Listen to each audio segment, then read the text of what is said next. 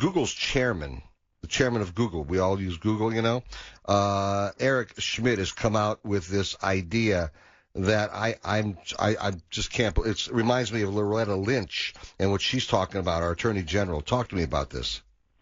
So Eric Schmidt has proposed, he thinks that the technology companies need to be helping in the fight against terrorism by creating what he refers to as a sort of spell checker, but for hate and harassment. Hate and harassment, okay. Exactly, as defined by them, of course.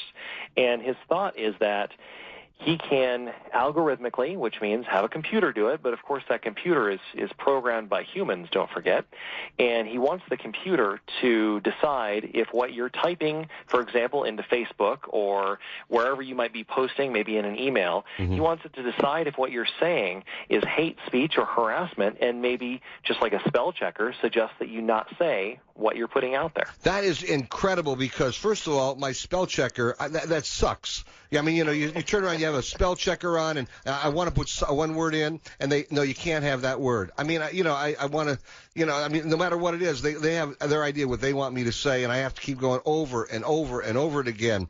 It's really a pain. So in this way, I want to be able to send something to someone, and they go, no, this is hate or harassment. You can't say it. You can't say it. And I'm going to have to go through a lot of hassle because I'm not PC. Well, what you're talking about there is called context, and so Google thinks that they can figure out context. They can figure out my context, okay. That's what they're trying to say that they can do. Same thing with Apple and Siri. Apple hasn't jumped into this fray like Google did. Google intentionally injected themselves into this conversation. But the difference here is Google thinks that they can understand the meaning and the intent of the words that you're typing as you're typing them before you've even completed them. So what you're describing there is when you've typed a word, Google says, no, that's not the word I think you mean to type, and it changes it. So I know exactly what you're describing.